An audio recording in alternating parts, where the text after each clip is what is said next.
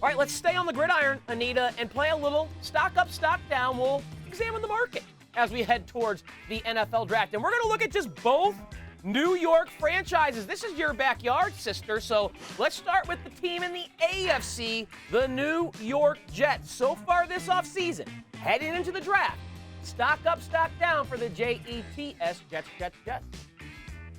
Yeah, I think stock up here. First and foremost, Joe D, general manager, they've been aiming for this draft and possibly next year's as well. They're $50 million under the cap, so they got a lot of wiggle room. They drafted their quarterback of the future last year in Zach Wilson. He spoke to Michael Kay here in New York, afternoon drive, and said that 100% they're still committed to Zach Wilson. What they see, they love. There's talk and speculation they're going to trade for Deebo Samuel. That'll be exciting if that happens. They've got 9 picks in this draft, 2 in the first, 2 in the second, so a lot of draft capital. And Joe D already on his way to getting this team on the right track. So stock up big time for the Jets for sure. I agree with you. I would love to be Joe Douglas heading into this draft because he has 4 selections in the top 40. That's a big reason why I'm stocked up on them. Has number 4 and number 10 in the first round, and number 35 and number 38 in the second round. So those are 2 of the first 10 picks in the second round as well.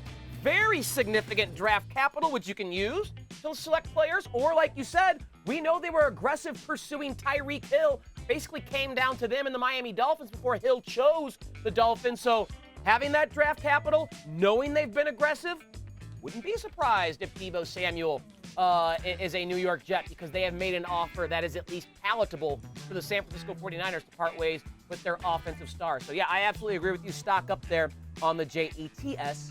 All right, how about the New York Football Giants? New head coach, new front office. Still the same Daniel Jones and other players that have been kind of over the last few seasons. Stock up, stock down on the Giants, Anita. I hate to say it, but opposite direction for the Giants in stock down for a few reasons. Number one, cap space-wise, they're in a crunch. They only have about 6.7. Word is that they're going to have to trade James Bradbury. So I do expect him to go at some point in time in the draft if they're not right after. They're going to have to free up some space to sign all the rookies that they're going to be signing as well. Quarterback Daniel Jones, big question marks there. I'm still on the fence. I don't want to judge him yet. He's been sold a bag of lemons here in New York, but it doesn't sound like the new regime with Joe Shane and Dable are sold either. So they have to stockpile their picks looking forward to next year's quarterback class, which is supposed to be tremendous. And again, Joe Shane coming in from Buffalo, he has to clean up Dave Gettleman's mess. So they're way behind the 8 ball. So I'm going down right now, but I think the future is bright. I think the future is bright, Tyler. Okay. All right, yeah, I definitely understand the logic you're using there, but I am saying stock up. And a big reason is because I am willing to bet a significant amount that Brian Dable and Joe Shane will be significantly better at their jobs, head coach and GM, than their predecessors, Joe Judge and Dave Gettleman. Just switching those 2 humans out right there is a big, massive upgrade. They have 5 picks in the top 100, including number 5 and number 7. I admit they are in a little bit of a cap hell, and Daniel Jones is a question mark, but they also play on the NFC East, where the Cowboys' roster got worse. Washington's still owned by Daniel Snyder, and the Eagles are no elite team. So stock up for me, even though you raised some good points and valid concerns about the squad.